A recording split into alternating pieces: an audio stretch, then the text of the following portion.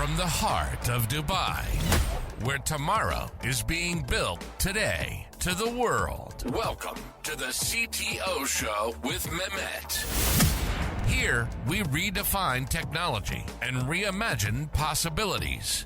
With Mehmet, delve into the riveting realms of AI, cybersecurity, and digital technology. Experience the thrilling highs and lows of startups. Immerse yourself in the spirit of entrepreneurship and witness the future of business innovation being written in real time. Now, without further ado, let's tune in and explore the future. Hello and welcome back to a new episode of the CTO Show with Mehmet. Today I'm very pleased joining me, currently in Spain, Glen Cameron, founder and CEO of Bonded and TAV. Glen, the way I love to do it, I like to keep it to my guests to introduce themselves because no one can introduce someone else better than themselves. This is my theory. Just a kind of a teaser to this episode. So Glen and I, we met in an event, and the moment he started to explain what he's trying to do, it caught my attention, and then we decide, like, why not tell the rest of the world about what you're building? So without further ado, Glen, the floor is yours. Thanks, Mehmet, and thank you for having me here. And I did notice at that event where I met you that you had a kind of radar of the room, and that you were picking up interesting signals. So I'm glad to be one of them. Thank you. So yeah, my name's Glen. I'm the founder and CEO of Bonded and also of Together Alone Ventures. Bonded has been going only for about 9 months now, and we started because of personal pain points in regards to the proof and verification of people.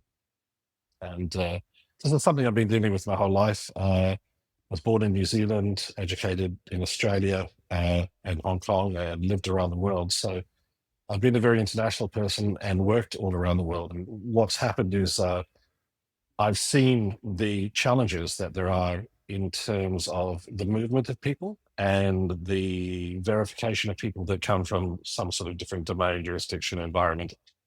So we formed Bonded. Bonded's a product, and it's also a protocol. And I'd like to hopefully talk to you about both today. I believe you understand it a little bit already, but I'd love to go more deeply into it. Bonded, the product is for immigration purposes, and particularly for relationship verification, which is either a problem the minute I say it, you know really well, or is something that you've never really thought about before. And then the protocol is what we call proof of human relationship, particularly in an AI world. Yes, I remember, Glenn, when as you said, like, I have this curiosity to understand what people are building, and you told me a story, and or like you gave me the use case in a way that really, I would say, no one, I believe, can not pause for a moment and think that, yeah, you know what Glenn is mentioning is very true. But I believe, okay, you started with a certain use cases, but there must be something that maybe personally you faced, or maybe you've seen someone close to you facing, and you said, you know what, like, this is a real problem that no one thought maybe about solving it yet, or it's kind of solved, but like it doesn't have good solution today. So let's build Bonded. This is these are like kind of the stories I'm always curious to learn more about. Yeah, well, there's a very personal use case, which is that I was born in New Zealand. I have a New Zealand passport. I haven't lived there, since I was a teenager, but I'm still, a citizen. And I think 7 or 8 years ago, pre-COVID at least, I wanted to take my wife, who was born in a different country, and I wanted to take her to New Zealand to, see the country, meet family, and what have you.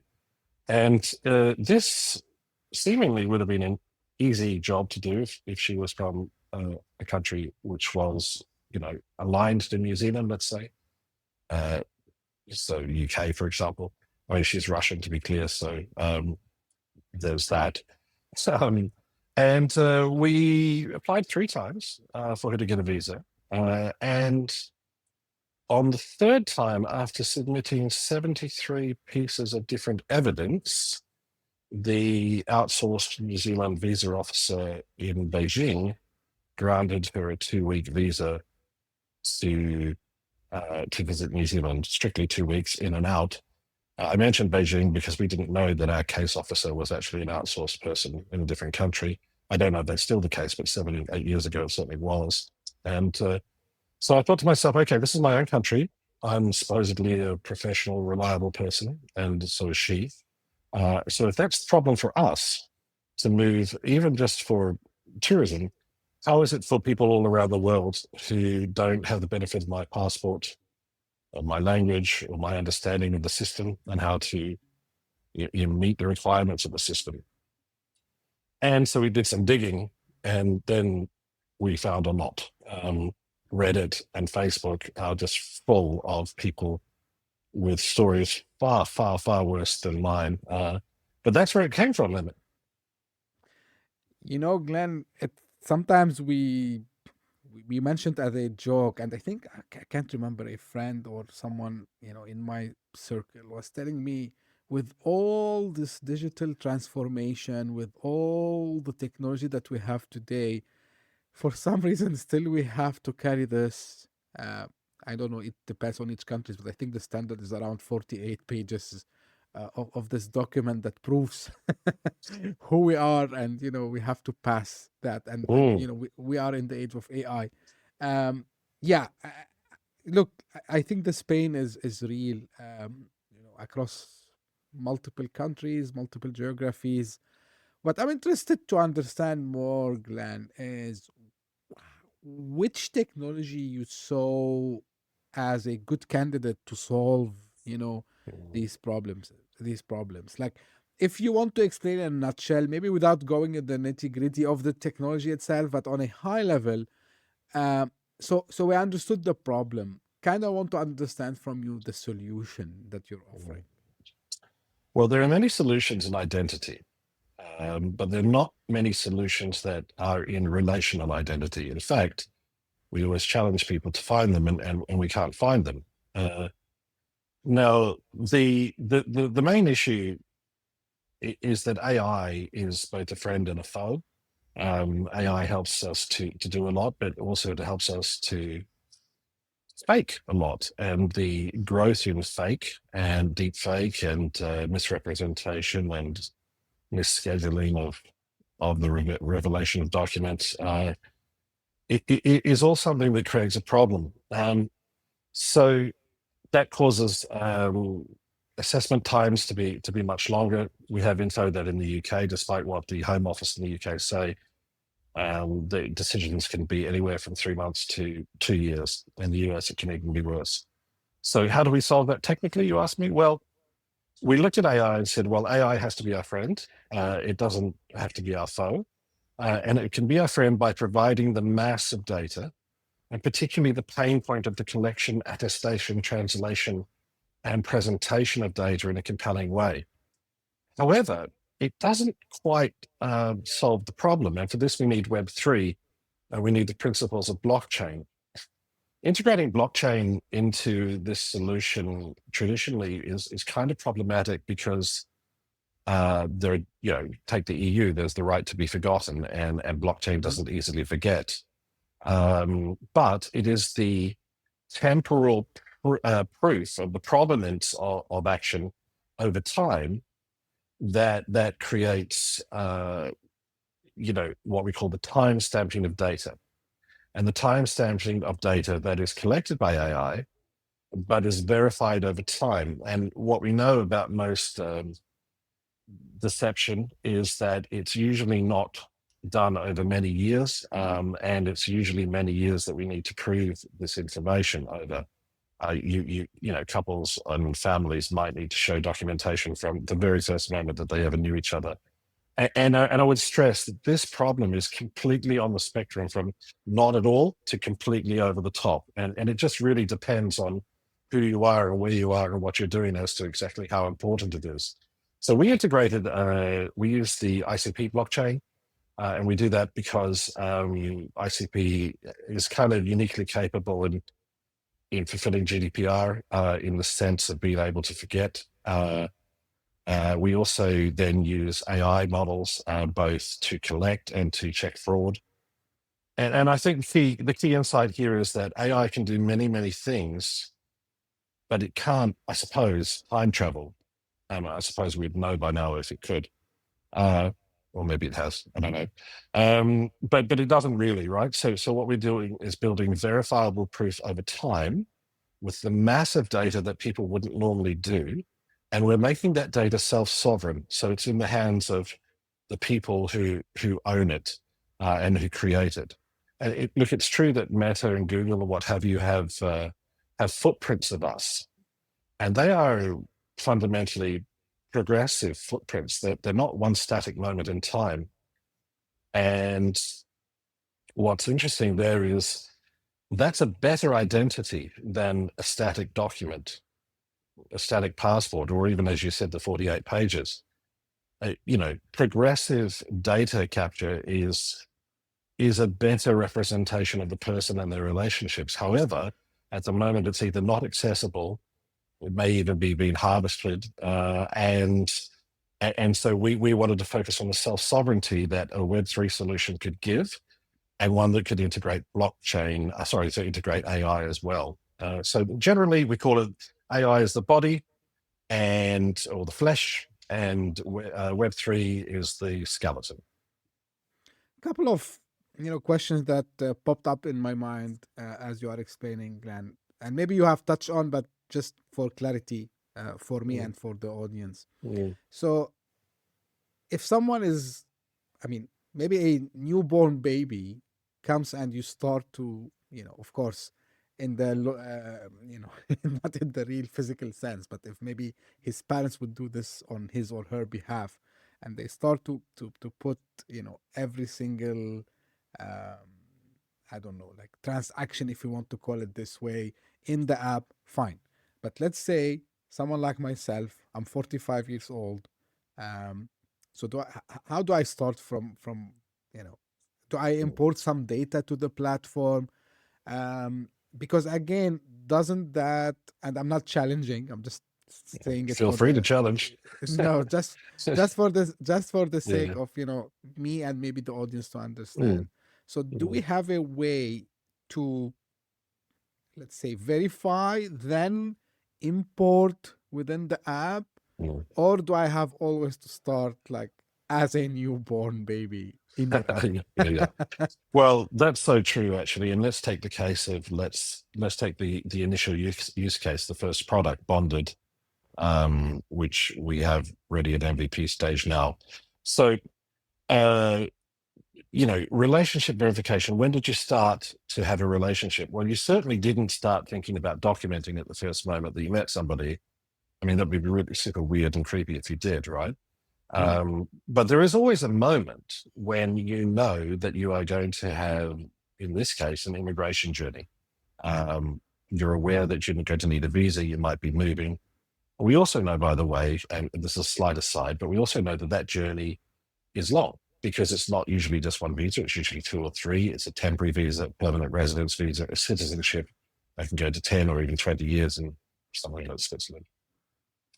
So there is a sort of future that you want to collect, and you want to do it progressively, you want to do it passively, you don't want to think about it. And you definitely do want to do it completely privately and securely. But there's also a past you have. Now, we use devices. So we use the device and we retrospectively match what we find in the device to create unified relational timelines. Now, what it can't do retrospectively is it also can't travel in time. So it can only collect what's there and accept the metadata that is associated then. Well, that's what people do now. So that's still good, but it's really the moment that you start moving forward that the solution really has power and applicability, in the sense of being much more easily verified and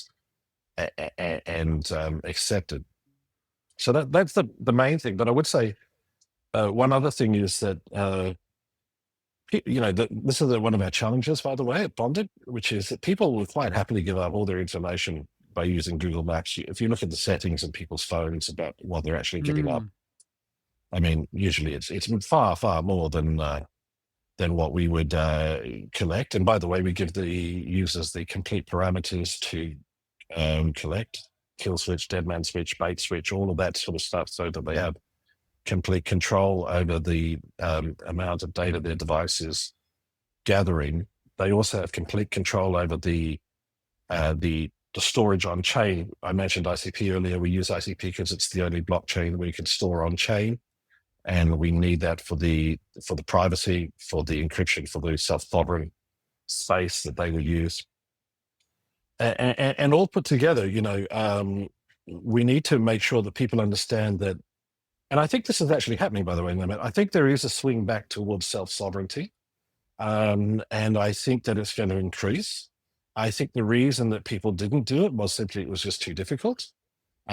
So we need to be as easy as the solutions where they give up their sovereignty before they'll actually come back to it. And if everything else is equal, we think they'd like the control.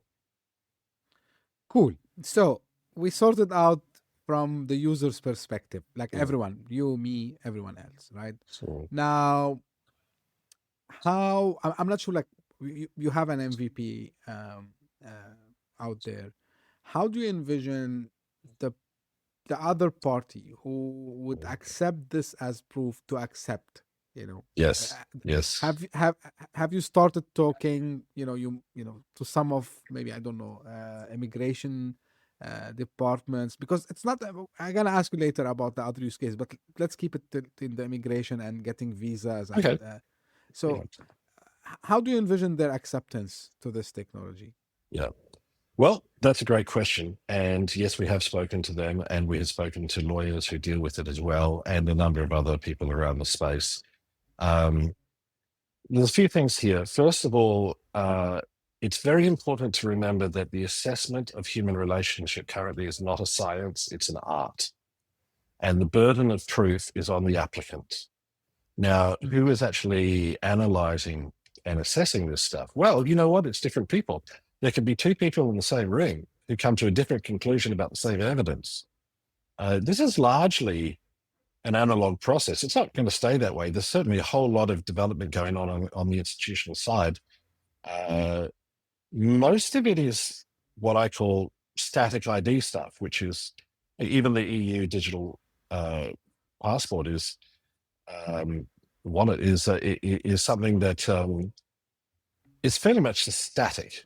So if it's right once, you can beat it once, you probably beat it again, and you may have something that you would have had in an analog way. Your 48-page passport may be replicated in the digital space. So there's a lot of static documents. There's a lot of KYC.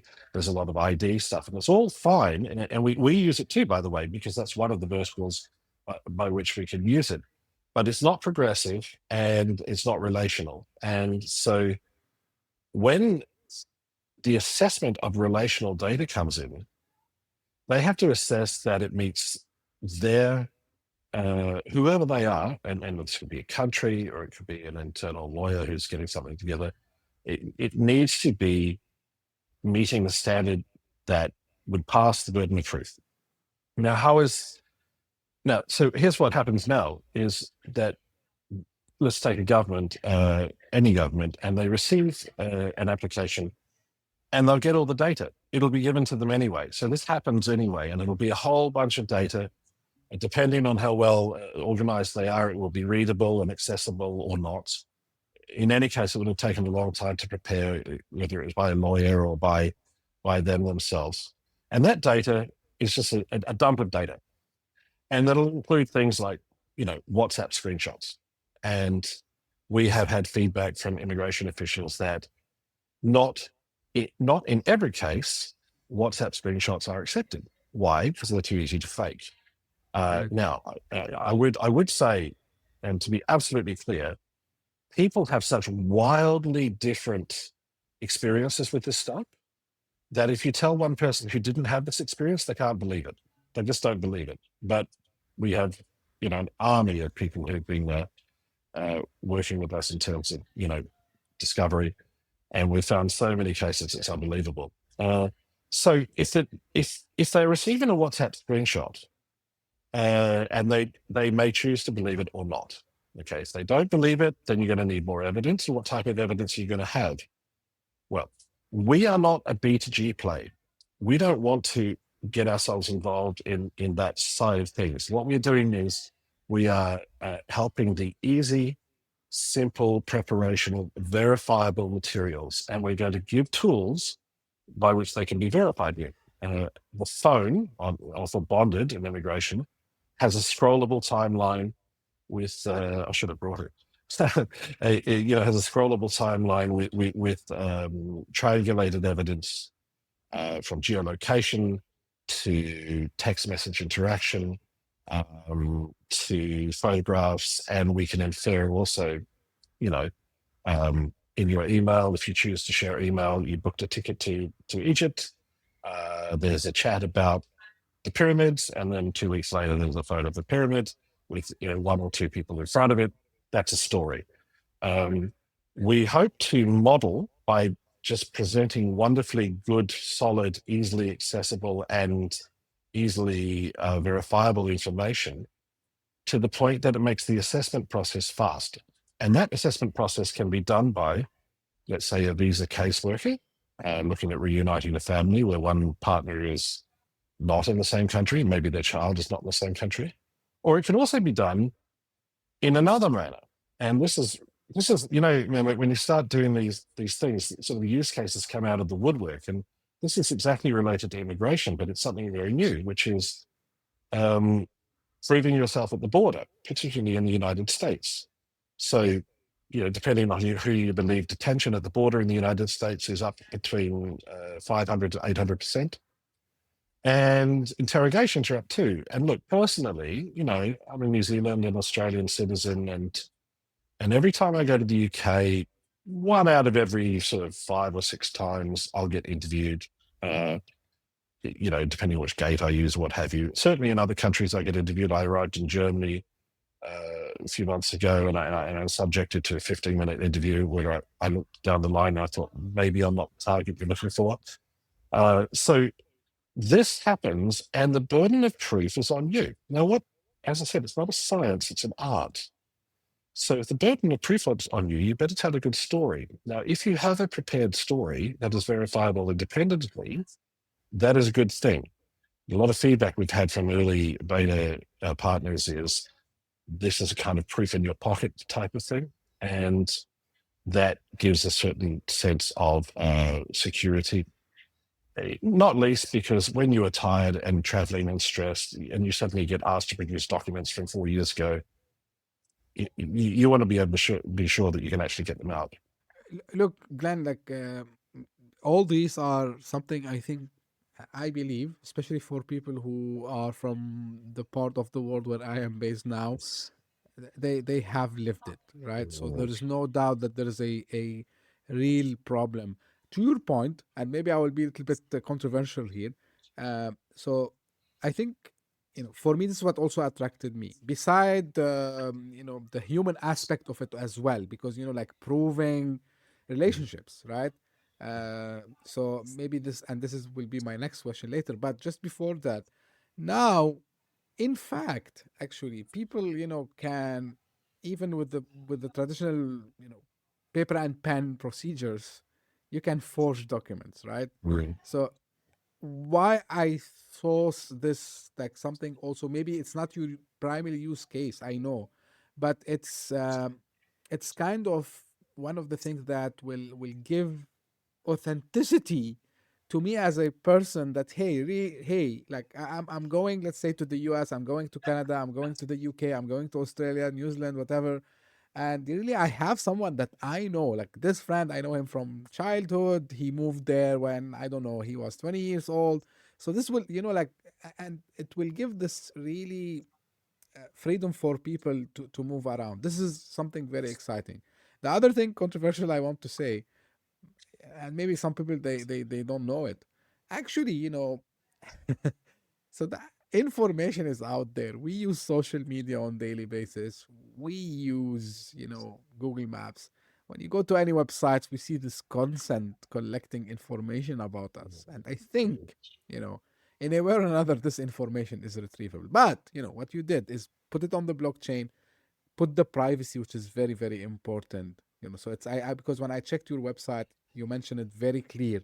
It's your data. We don't have access to it, which is brilliant. Right? We can't be compelled. We just don't have it. Absolutely. Now, I know this is the primary use cases, but I see there are like a lot of other use cases that can be applied. Well, like, is there any ambition for you to offer it in a different, I would say, setups? Maybe even not related to what we were talking about, just applying visas and uniting, families and so on. Oh yeah, yeah. Well, yes. I mean, absolutely. Proof of human relationship in this world is an identity. It's a relational identity, and it's an identity where we need to be able to act together. We have two directions with this, Mehmet. The first one is that there are multiple other products that either we will build, and we have some planned, or others might want to build using our protocol, and we'll be completely open to that as well. The products that we have next are related. I mean, the closest relation is, it was born out of our research that we did in the United States, where, and let's remember, using this app is completely, up to you. And when you get it out and when you turn it off or when you kill it, it's completely up to you. But there are many moments where you might want to have evidence and protection. And so, we have a product that was born out of the incredible amount of traffic stops that happen in the United States, particularly disproportionately to African-American people. And we read some data, and it's contested, so I don't know if it's 30 or 50 million, but there's somewhere between that amount of unscheduled traffic stops. First question, license, registration, etc. Second question, what are you doing? Where are you going? Now, people don't have to answer, but if they want to answer, they might want to answer with evidence that immediately moves the conversation on. We're thinking about calling it alibi. But look, here's the thing, there's other things too. If we think about the nature of creation and human relationships in creation, while we might be fine to say that, it's a Lennon-McCartney song and it doesn't matter if Paul McCartney wrote it or John Lennon wrote it, the fact is that one of them probably did write most of it. And in this diversified world, proving the moment of creation of IP is part of the relationship. The development of the IP, let's take it in music, writing the song, people use their computers or they use their telephones, and writing the song is fundamentally a digital process these days. And the creation and attestation of rights and trackability of that is another example of proof of human relationship. In this case, not necessarily to bind people together, but to clearly separate them and to be able to attribute value to the separate influences they had. So we have products like that. We have, this is also applicable to transgenerational wealth, to citizenship, and to banking, to mortgage and loan applications. I mean, there's a whole bunch of ways that a personal, relationship is the basis by which something is assessed as being good and reliable. It goes further than that, though, because as we move forward in the world, we have all these individual identities, all these static individual identities. We don't have anything progressive that's learning what we want, although our individual AI agents will be learning what we want. But will they be learning what we want together? And certainly being able to power relational AI agents to operate not as two siloed things stuck together, but as one generally put together and intermeshed, is also really powerful. So we look at the products, and we look at the future agentic use, And then we also look at something really, really simple. How is it? What is a product that is sort of the natural, the natural pathway from this? And we think it's probably a relational passport. The self-sovereign relational passport is what we call it. And it's a document that proves the relationship and is able to act as a signifier of the relationship, much as a passport does for an individual. And look, we are social. The world is intertwined. There are more and more of us. Our relationships really, really do tell the story of us, but we need to have some control over it and how the knowledge about our relations are inferred and used. So products, either together or alone, a protocol that is adaptable and ultimately agentic or not, and ultimately a document that is essentially digital and is richer, both relationally and progressively, than a static individual ID document. Fantastic. One question though, Glenn. So blockchain, understand you're storing, you're using the ICP. Yes. You're also mentioning that it's Web3. Now, I know Mm. there's a lot of intersections but Web3, don't get me wrong, I'm not one of them. I was one of them. When I see the word Web3, so what comes to my mind is the NFTs and Yeah. and still the discussion of the technology looking for use cases and so on. So why you also categorized bonded in the Web3 category? Yeah, good question. And I don't always say it because I say blockchain, and even these days people run for the hills when I say the word. So I'm very careful. Look, Web3 is critical in the sense that from the position of self-sovereignty, from the position of no access to your data, from the position of decentralized structuring of this entire solution, so that we're not a data controller, which from a business perspective is important, but it's more than that. It's an ideological position. And, I'm quite a cheerleader for ICP. Why? Because it doesn't have a wallet. There's a reverse gas model, so we can integrate with the Web2 audience in a way that Web3 doesn't normally do so. What do we do when we find that Web2 audience, which is much bigger? We give them their environment, their ability to record data, on chain, and to save data on chain. That's only available to them. We're able to, in the future, run on-chain AI in that same space, which is really important. And we use a thing called vet keys, and that also gives us which is a new thing, and it gives us a threshold sort of encryption privacy that we need. So are these typical uses of Web3? Absolutely not. In fact, we want to put the meaning and integrity back into the Web3 space.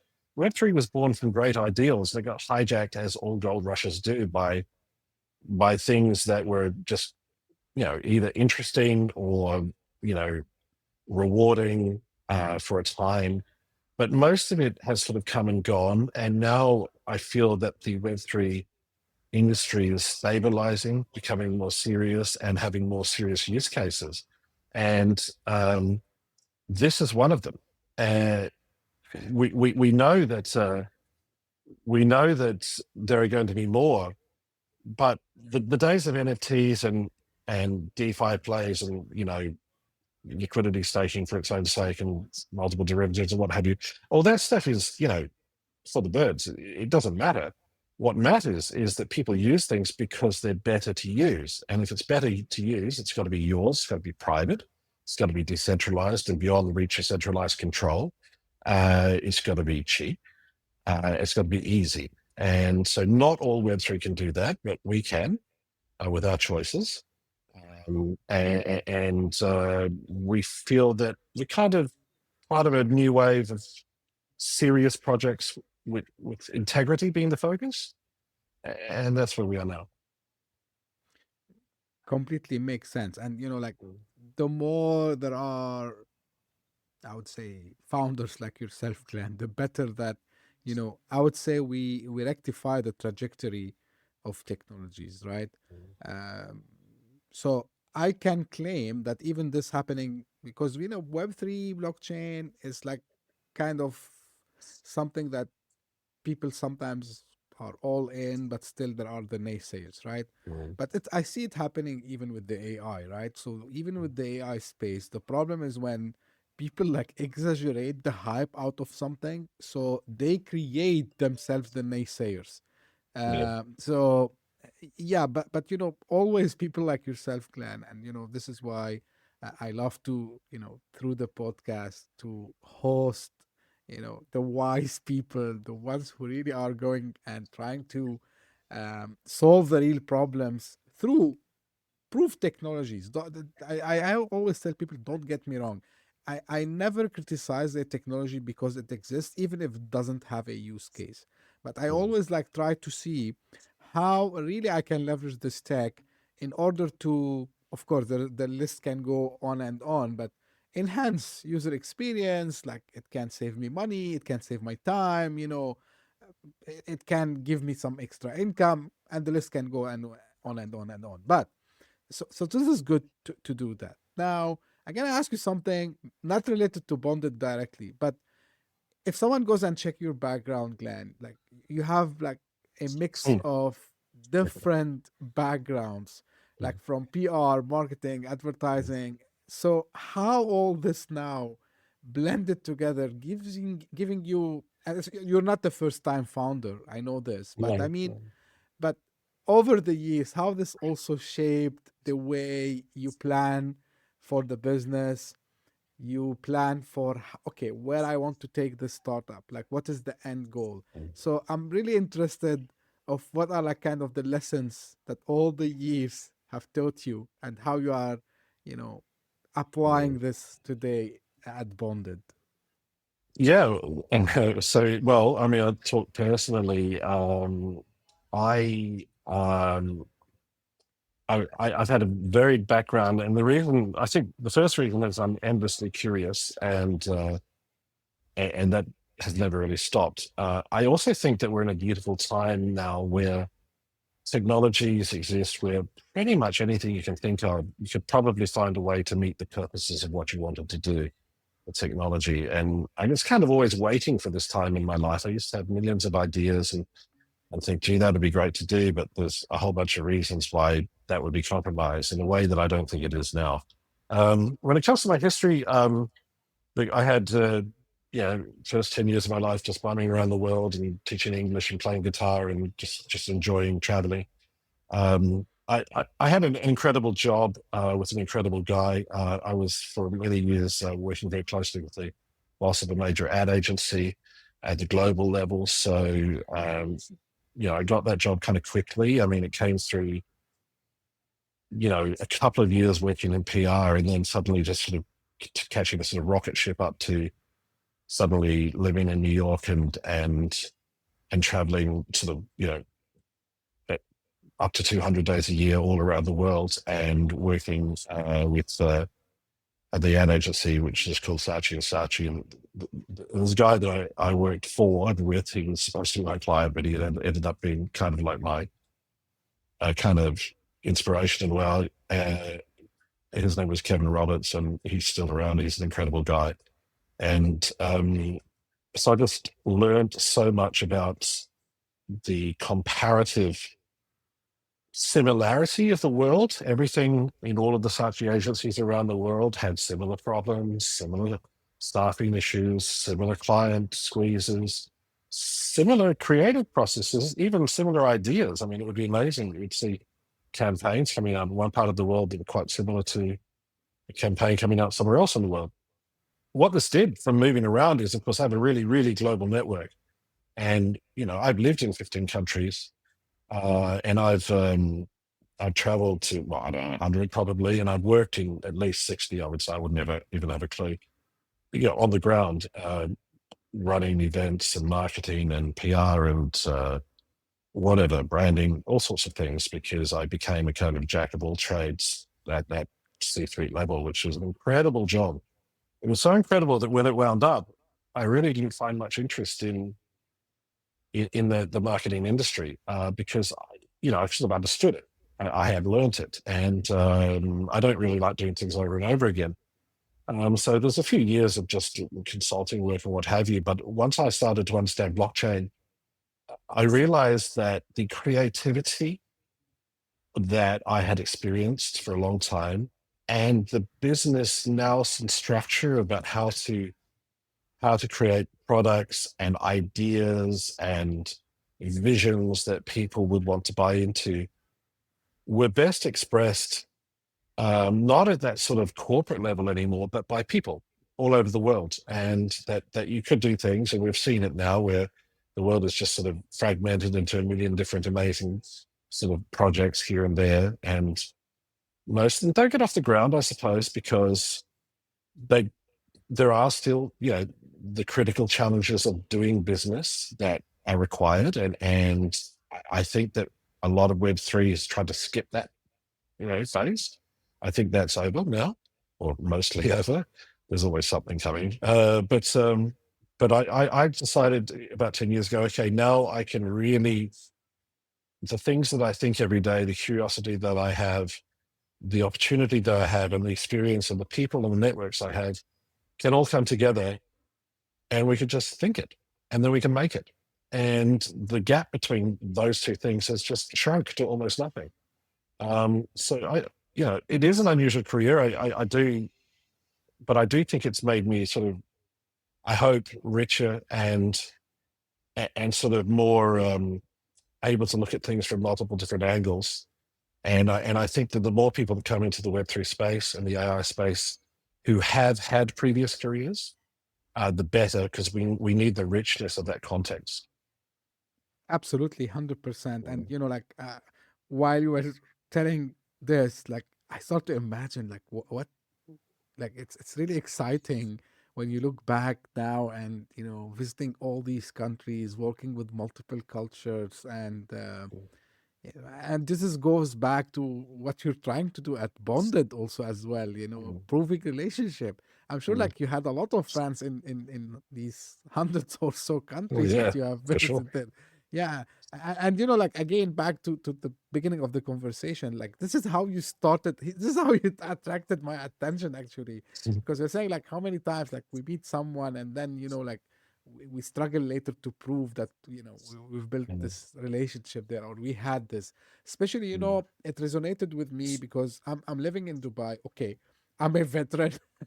I can call myself, because usually Dubai and these expat spots are known for the short span of relationship that you can build with people. Because I've seen now it's like a little bit changing, so we start to see like people who are coming and staying more.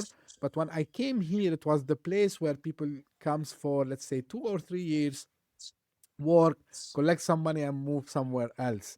It changed dramatically after COVID, of course. But you know what? I always think about it. Imagine I came in 2005. I'm sure like maybe I had like in my first place a lot of people that, yeah, we built that relationship. But if you ask me, can you prove it other than someone going to LinkedIn and checking that me and them, we work at the same time in the same place? I don't have a proof really. So this has really resonated a lot with me, Glenn. And again, the experience that you have collected and put into what you're building, I think this is going up to something. I gotta ask you something very quick. Are you also raising funds for what you're building today? Yes, we are. And the challenge with that is we have a raise now. Actually, Bonded is a part of Together Alone Ventures, which is the sort of the house for all of this stuff and holds the IP. And our little challenge, I say little because I don't want to make anything a big challenge, because then I might think it's not worth doing, right? But our challenge is we're dealing with identity, personal data, privacy. Our MVP has to be kind of more than an M, we can't have an issue. So that means that we're raising in that way where, typically you'd iterate up an MVP over and over again, the way it works now, and you get your traction. And we have a great traction in terms of partnerships, but we don't have traction on that stuff yet because we haven't launched it to the market yet, because we have to be absolutely sure that we've tested it for longer than a few months. I mean, it really needs to be solid. And so the question the investors say is, well, show us the users. And we're like, well, we can show you the partnerships, we can show you the feedback, we can show you the stories, we can show you the excitement, we can show you the wait list. But until this is absolutely certain, and hey, maybe in a couple of weeks from now, it probably will be, because we're working very hard.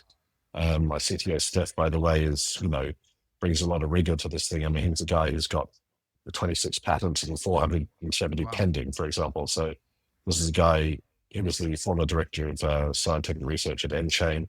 So he's, we're not that typical couple of founders type of thing, So we're selling the vision, the deep tech, and we're raising, and we have some great investors, either on or coming, but we're still doing more. Hello,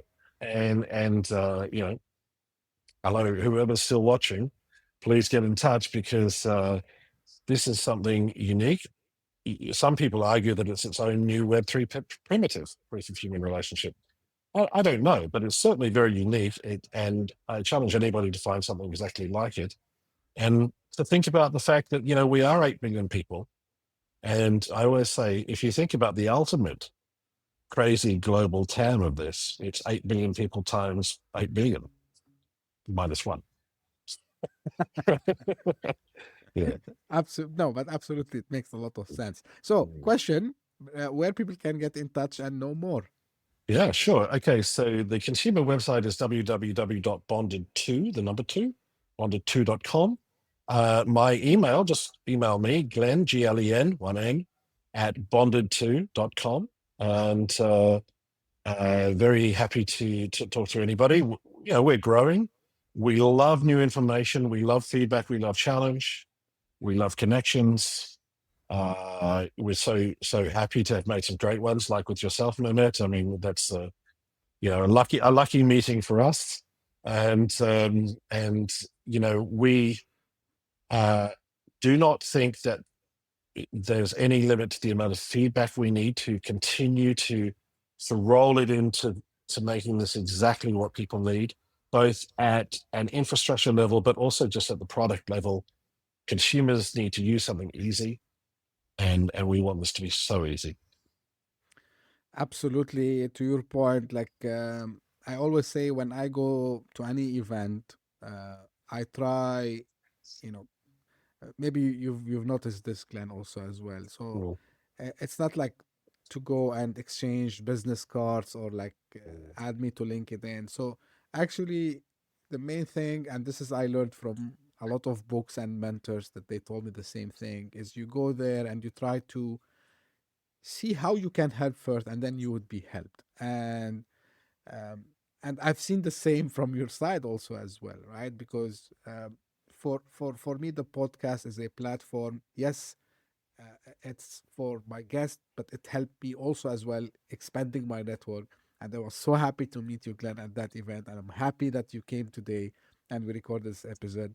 For the audience, you will find all, the links in the show notes, so you don't have to look right and left for them. And this is usually how I end all my episodes. This is for the audience. Thank you very much for, watching or listening to us today. If it's your first time on the CTO Show with Mehmet, I ask you a small favor. Subscribe and share it with your friends and colleagues, because we are trying to do an impact. And if you are one of the people who keep coming again and again, the loyal fans, the audience, I really appreciate all your support. I appreciate what you're doing this year for the CTO Show. I know I'm repeating myself every single episode, but I can't thank everyone enough, because we are in the top 200 charts across multiple countries, 8 countries the last time I checked. This is something I didn't see before. And this cannot happen without 2 factors. First, the audience that listens or watch, and my guests, including you, Glenn. So thank you again, Glenn, for being part of this. And, your support means the world for me. So thank you very much for tuning in, and we'll be again very soon. Thank you. Bye-bye.